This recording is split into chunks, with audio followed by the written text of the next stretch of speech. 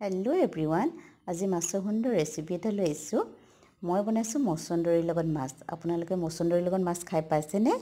যদি নাই পোৱা এবাৰ খাব, খালে বাৰে বাৰে খাই থাকিব মন যাব। আৰু মচন্দৰীখিনি ধুনীয়া এটা পেষ্ট বনাই ল'ব লাগিব। আৰু লগত দিছোঁ মই নৰসিংহ আৰু মান ধনিয়া দুখনমান। এই পেষ্টটোত আদা আৰু নহৰু লাগিব, তেতিয়া বেছি ভাল লাগে।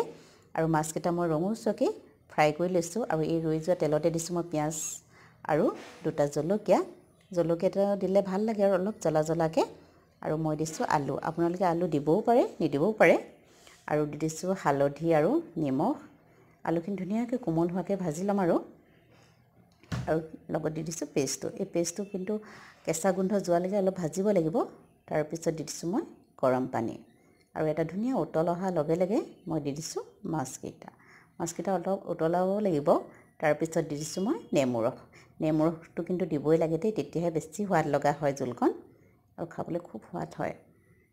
আৰু এই দেখিছেনে, ৰেডি হৈ গ'ল মোৰ মাছৰ আঞ্জাকণ। খাবলৈ যে সঁচাই খুব সোৱাদ লগা হয়। এবাৰ খাই চাব, আৰু ভাল লাগিলে লাইক আৰু কমেণ্ট এটা কৰিব। আৰু এই জোলকণ স্বাস্থ্যৰ কাৰণে খুব উপকাৰী হয়।